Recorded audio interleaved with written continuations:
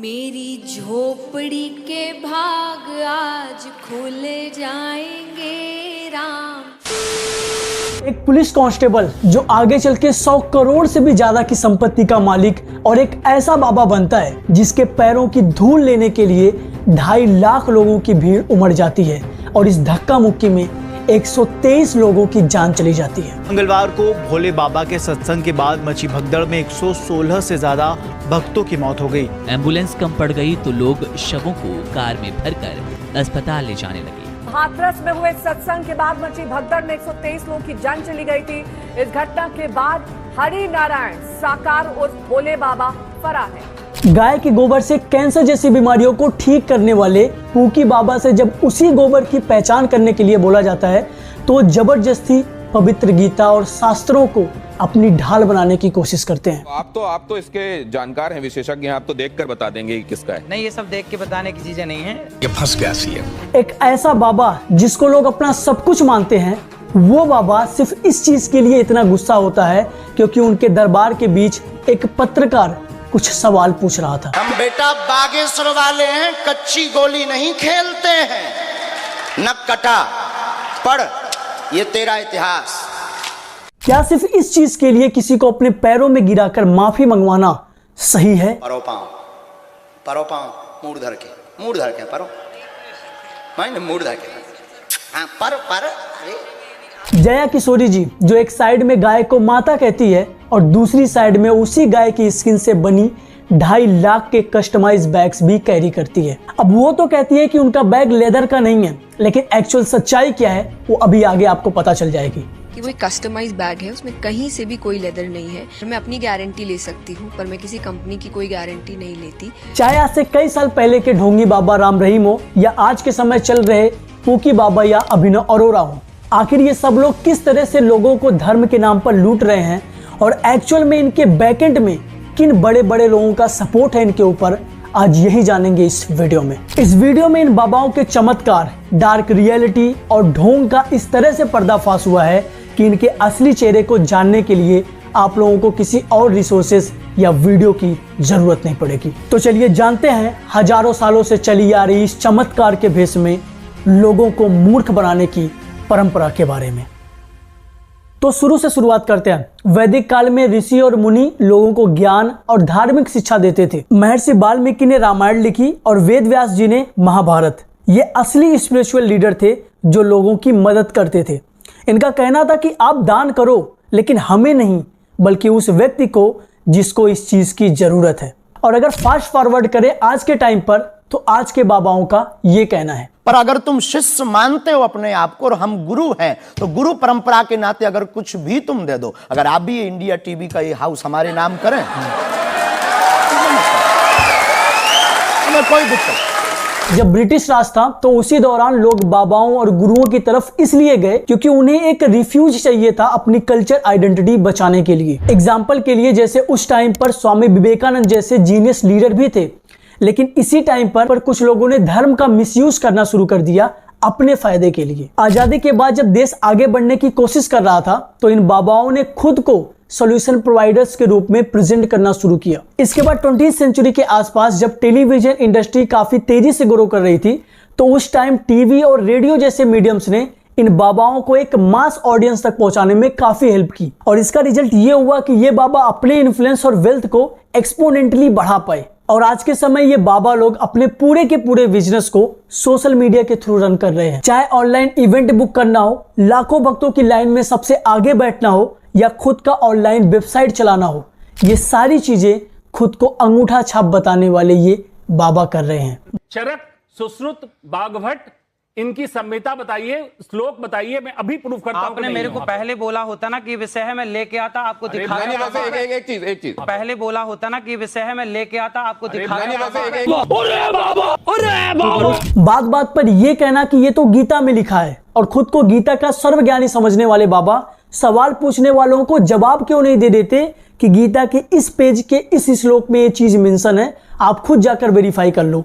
ये चीज वो सवाल पूछने वाले को बोल क्यों नहीं देते? लेकिन नहीं, अपने इस ढोंग के चक्कर में ये लोग इनडायरेक्टली पवित्र गीता का भी अपमान कर रहे हैं। बीच में इनकी ये वीडियो काफी ट्रेंड कर रही थी। आप ज्यादा खाते हैं बिस्किट, बिस्कुट। बिस्कुट का मतलब क्या है? बिस्किट का मतलब क्या है? Whisky kit. विष मतलब जहर की किट मीन्स बिस्किट। बिस्कुट जिसमें विष कूट कूट के भरा हो वो बिस्कुट। इस हिसाब से तो विश्व गुरु, विष का गुरु, सुंदर, सु अंदर, मतलब कुछ भी। और जब बिस्किट विष का किट है तो आप खुद लोगों को पार्ले जी क्यों बांट रहे हो? जहर की अब यहाँ पर यह सवाल उठता है कि लोग ऐसे बाबाओं के जाल में फंस कैसे जाते हैं जो उनका सब कुछ ले लेते हैं, समय, पैसा और कभी कभी उनकी सोच तक। क्योंकि पैसों का लालच इनका प्राइमरी गोल होता है। बाबाज अक्सर डोनेशन, दक्षिणा और कॉस्टली रिचुअल्स के जरिए पैसे बनाते हैं। कई रिपोर्ट्स में यह दिखाया गया है कि कई बाबाओं के पास करोड़ों की प्रॉपर्टी और ब्लैक मनी है। 2017 में एक रिपोर्ट आई, एक बाबा के आश्रम से 90 करोड़ की कैश की रिकवरी हुई थी। और इन बाबाओं का पॉलिटिक्स में भी इंटरफेयर करना आम बात है। ये लोग पॉलिटिकल पार्टीज के लिए वोट बैंक का काम करते हैं और यही कारण है कि पॉलिटिकल पार्टीज भी इन बाबाओं को कुछ नहीं बोलती। क्योंकि इनमें से कई बाबाओं ने इलेक्शन के टाइम पर एक स्पेसिफिक कैंडिडेट को वोट करने तक को कहा है। और ये चीज रूरल एरियाज में ज्यादा देखने को मिलती है। क्योंकि रूरल एरियाज में लिटरेसी रेट कम होने की वजह से लोग स्पिरिचुअल क्लेम्स को ज्यादा आसानी से मान लेते हैं। जहां मॉडर्न मेडिकल फैसिलिटीज नहीं पहुंचती, वहां बाबाज अपनी मिरेकल कर्स के जरिए लोगों को अपने जाल में फंसा लेते हैं।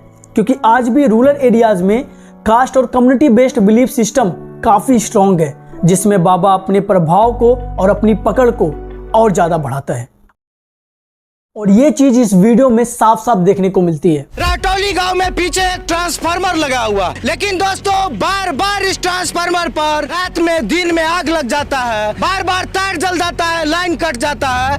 ट्रांसफार्मर में देवी देवता और भूत प्रेत का साया। भारत के इतिहास में और आपने आज तक ऐसी घटना नहीं सुना होगा किसी बिजली के ट्रांसफार्मर में भूत प्रेत भगाने के लिए किसी सिद्ध भगत जी को बुलाया। अगर झाड़ फूक में इतनी ही पावर है तो ट्रांसफार्मर की जरूरत ही क्यों है? डायरेक्ट बिजली लोगों के घर पहुंच जानी चाहिए। इवन बिजली की भी जरूरत क्यों है? बल्ब और फैन बिना बिजली की ही चलने चाहिए, है ना? सही है ना दिलसान? अगर झाड़ फूक में इतनी पावर है तो ट्रांसफार्मर की जरूरत क्यों है? वीडियो दिखाता हूं, देखा तुमने वीडियो ट्रांसफार्मर वाली? बार बार लाइट कट रहा था तो एक बाबा को बुला के लेके आते हैं ट्रांसफार्मर में से भूत भगाने के लिए। हाँ, तो वही मैं बोल रहा हूं कि अगर झाड़ फूक में इतनी पावर है तो ट्रांसफार्मर की जरूरत क्यों है? कुछ लॉजिक है इन बातों का। एक तरफ हम ये कहते हैं कि डॉलर इंडियन रुपीस से दिन पे दिन ज्यादा होते जा रहा है। अमेरिका और रशिया जैसे देश इंडिया से बहुत आगे है। अरे क्यों आगे नहीं रहेगा? अमेरिका में ऐसा कोई बाबा नहीं है जो गोबर से कैंसर ठीक कर रहा है। शुद्ध देसी गाय के गोबर से यदि आप स्नान करते हैं, गोबर को शरीर में मलते हैं, चेहरे पर भी यदि आप गोबर, शुद्ध देसी गाय का गोबर यदि उसको रगड़ते हैं चेहरे पर और उससे स्नान करते हैं तो त्वचा संबंधी जितने रोग हैं वो समाप्त हो जाते हैं। कैंसर ठीक होने की बात कही है। मैं अभी लाइव या रिकॉर्डेड इस पे चैलेंज करता हूं, मरीज इनका मॉनिटर मैं करूंगा, कैंसर है, जांच कराऊंगा, ठीक करें। जिस दिन मरीज ठीक हो जाएगा जांच करके मैं चेक करूंगा, मैं आज से डॉक्टरी छोड़ के इनका चेला बन जाऊंगा। डॉक्टर, हजारों साइंटिस्ट कई सालों से लैब में दिन रात बिता रहे हैं इन डिजीज के मेडिसिन बनाने के लिए और हम मुफ्त में कैंसर ठीक कर रहे हैं। अब कुछ लोग कहेंगे कि क्या एक ही वीडियो की बात बार बार कर रहे हो? चलो मान लो इन्होंने ये कैंसर वाली बात कह दी, लेकिन और सारी वीडियो में तो ये लॉजिकली बात बोलते हैं, हर वीडियो में तो ये ऊट पटांग बात नहीं बोलते। तो बस आप लोग ना इस वीडियो के बाद YouTube पर जाना और सर्च करना पूकी बाबा। बस ये लिखने के बाद आप ये जान जाओगे कि आज तक आपके टीचर्स ने जो आपको पढ़ाया है वो सब गलत है। क्योंकि आपके पढ़े हुई चीजों में और इन महाराज के बोले हुए बातों में कुछ भी सिमिलरिटी नहीं दिखेगी आपको। चलो अब ज्यादा मेहनत मत करो, मैं ही कुछ वीडियो क्लिप्स आपको दिखा देता हूँ। खाली जमीन पर स्त्रियों को कभी भी दंडवत प्रणाम नहीं करना चाहिए, पट्ट लेटना नहीं चाहिए जमीन पर। कहते हैं कि स्त्रियों के जो स्तन होते हैं उन स्तनों का जब भार पृथ्वी पर पड़ता है तो पृथ्वी उस स्तनों के भार से डगमगाने लग जाती है। आज जो आप लोग जीमेल का उपयोग करते हैं, आश्चर्य होगा जीमेल का आविष्कार करने वाला भारत का केवल 14 साल का लड़का था। इतने सारे देश हैं पर सबसे पहले सूर्योदय सिर्फ भारत में होता है, आपको ये बात पता होनी चाहिए। वो 1 तोला घी जलाने से 1 टन ऑक्सीजन तैयार होती है, पता है? अमेरिका के वहाँ ग्रीन कार्ड होता है, जैसे हमारे यहाँ आधार कार्ड होता है, लेकिन वहाँ अमेरिका लंदन के जो वहाँ का आधार कार्ड है, वहाँ का सरकारी बाप का नाम नहीं होता। क्यों? क्योंकि बाप कंफर्म ही नहीं उन लोगों। चलो, इन पूकी बाबा की असलियत तो आपके सामने आ गई, लेकिन ये सोशल मीडिया वाले बाबा अकेले नहीं है। ये है जया किशोरी जी, जो कहती है कि वो कोई संत, साधु या साध्वी नहीं है। मैं कोई संत, साधु, साध्वी नहीं हूँ। देखो, ये हर किसी की अपनी चॉइस है कि वो क्या है या क्या बनना चाहता है। और इस इंडिपेंडेंट कंट्री में हर किसी को आजादी है कि वो पैसे कमाए, महंगी और लग्जरी चीजें अफोर्ड करे, बड़ी बड़ी गाड़ियों में घूमे। ये हर किसी को आजादी है अगर वो अफोर्ड कर सकता है तो। लेकिन कंट्रोवर्सी यहाँ खड़ी होती है कि उस लग्जरी को अफोर्ड करने के पैसे किस तरह से कमाए गए हैं। एक मोटिवेशनल स्पीकर जो ये कहती है कि पैसा तो हाथ की मैल है, आज आपके पास है तो इसे दान कर लो, नहीं तो आगे चलकर ये सारी संपत्ति आपके बच्चों के पास चली जाएगी, आपका कुछ नहीं रह जाएगा उसमें। देखिए महाराज, जब तक आपके पास धन है दान कर लीजिए, जब बच्चों के पास चला जाएगा तब हाथ पकड़ लेंगे। कर लिया बहुत अपने समय में, अब बैठ जाओ। और ये दान किसको करने के लिए बोलती हैं? खुद को। ये सामने वाले व्यक्ति को ये विश्वास दिलाती हैं कि वो उनके पैसों से लोगों की मदद करेंगे, लेकिन एक्चुअल में वो लोग इन पैसों का ये करते हैं। महंगे महंगे गाड़ियों में चलना, देश विदेश घूमना और लाखों के बैग्स और लग्जरी आइटम खरीदना और भी बहुत कुछ। और जब मैं इस वीडियो की रिसर्च कर रहा था तो मेरे सामने ये वीडियो आई और मैं अपनी हंसी रोक नहीं पाया। आईफोन का कोई भी प्रोडक्ट आप देखते हैं कटा हुआ एप्पल बना होता है। पता है ये कहां से आया है? हमारे भारत में एक संत हुए हैं नीम करोली महाराज जी, नाम सुना होगा। उनके पास एक शिष्य आया अमेरिका का। उसने बोला, गुरुजी हम कोई फैक्ट्री डालना चाहते हैं, बताओ क्या उसका नाम हो और क्या। तो महाराज जी के पास वहां एक एप्पल रखा हुआ था, सेब।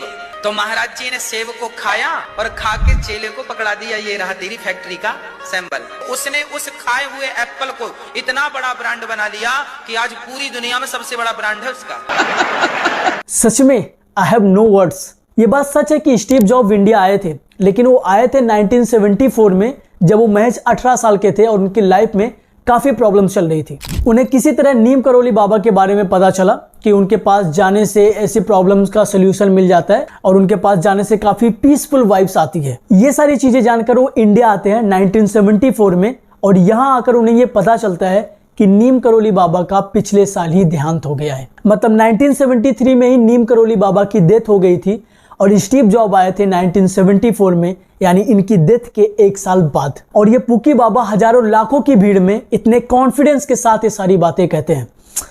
सच में आई लव हिज कॉन्फिडेंस। सिर्फ 2 गूगल सर्च से इनकी पूरी पोल खुल जाएगी। First, when did Steve Job come to India, and second, when did Neem Karoli Baba die. और सारी सच्चाई सामने। और हाँ, मैं आपसे एक सवाल पूछना चाहता हूँ, आप अपने पापा को क्या कहकर बुलाते हो एंड अपनी मम्मी को क्या कहकर बुलाते हो? आई नो ये बहुत ही अजीब और कंफ्यूज करने वाला सवाल है, लेकिन हमें ज्यादा कंफ्यूज होने की जरूरत नहीं है। इसका जवाब हम पूकी बाबा से पूछते हैं। आप लोग मम्मी बोलते हैं, मरी हुई स्त्री को, मरे हुए व्यक्ति को मम्मी कहते हैं। पापा एक प्रकार की गाली है।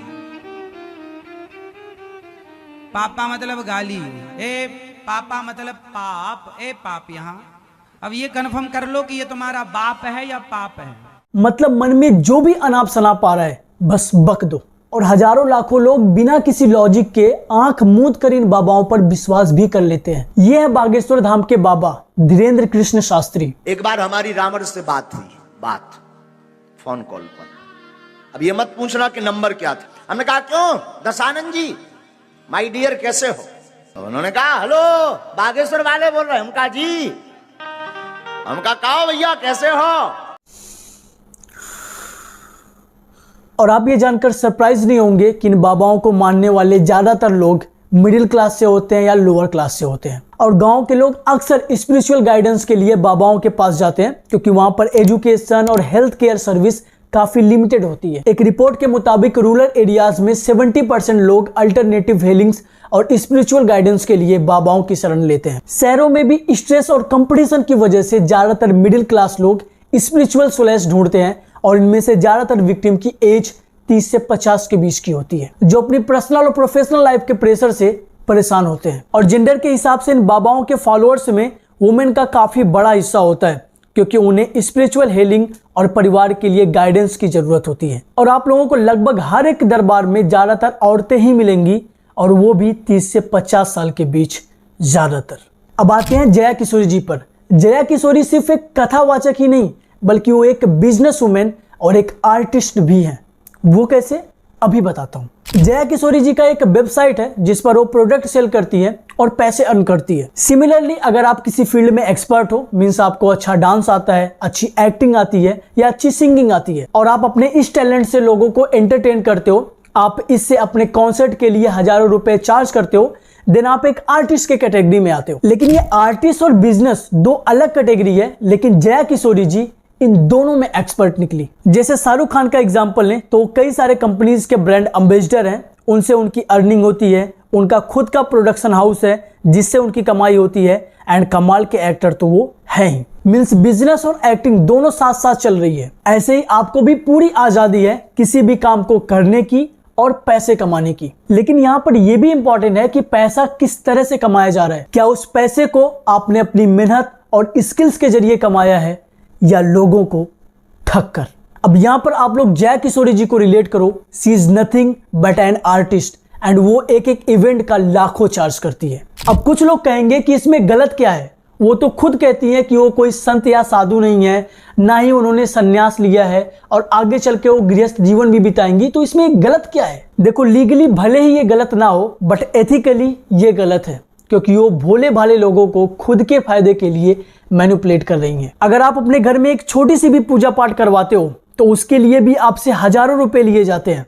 कुंडली दोष दूर करने के लिए या किसी ग्रह शांति के लिए लोग अपनी मेहनत की कमाई ये सोच करके दे देते हैं कि ये उनकी जीवन में शांति लाएगी। एक सर्वे के मुताबिक कुछ बाबा के जो इवेंट्स और रिचुअल्स होते हैं उसकी जो फीस होती है वो 5,000 से लेकर 50,000 के बीच होती है, और ये सिर्फ एक सीजन की बात है। यहाँ तक कि इन बाबाओं के आश्रम सिर्फ एक धार्मिक जगह नहीं बल्कि लग्जरी रिजॉर्ट बन गया है। इन आश्रम में मेंबरशिप फीस, वीआईपी दर्शन और प्राइवेट सेशन के नाम पर लोगों से लाखों में पैसे लिए जाते हैं। एक पॉपुलर बाबा के आश्रम में वीआईपी पैकेज की कॉस्ट 1 लाख तक या उससे भी ज्यादा होती है, जिसमें आपको उनके साथ बैठने का मौका मिलता है। यहाँ पर एक सवाल आता है मन में कि क्या स्पिरिचुअलिटी का मतलब ये होना चाहिए?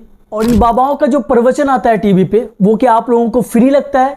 ऐसा बिल्कुल भी नहीं है। एक्चुअल में ये एक कॉर्पोरेट स्पॉन्सर्ड इवेंट होता है जिसमें एंट्री फीस और डोनेशन से करोड़ों कमाए जाते हैं। ऐसे ही आप लोग बस थोड़ी सी रिसर्च करोगे तो इनके सारे काले चिट्ठे आपके सामने होंगे। एक मिडिल क्लास फैमिली जो पहले से ही फाइनेंशियल स्ट्रगल फेस कर रहा है, वो ये समझकर पैसे दे देता है कि शायद उसकी प्रॉब्लम्स सॉल्व हो जाएगी, और ये बात वो खुद नहीं सोचता, उसे ये सोचने पर मजबूर किया जाता है कि अगर वो इन बाबाओं को पैसे देगा तो उसकी प्रॉब्लम सॉल्व हो जाएगी, और अगर वो बाबा जो कह रहा है वो अगर ये नहीं करेगा तो इसकी प्रॉब्लम और बढ़ जाएगी। उसे ये सोचने पर मजबूर किया जाता है सोसाइटी के द्वारा या इन बाबाओं के द्वारा। मैं कहता हूं अगर आपको दान करना है तो आप वृद्धाश्रम चले जाओ, वहां लोगों को खाना खिला दो, हॉस्पिटल चले जाओ, वहां किसी जरूरतमंद की मदद कर दो। ये सारी चीजें करोगे तो डेफिनेटली आप अपनी लाइफ में ग्रो करते रहोगे। लेकिन अगर आप इन जैसे लोगों को दान दक्षिणा के नाम पर पैसे दोगे तो इससे कुछ नहीं होने वाला है। आपके सारे पैसे इनके ही जेब में चले जाएंगे और ये बड़ी बड़ी गाड़ियों में घूमते रहेंगे और आपसे कहेंगे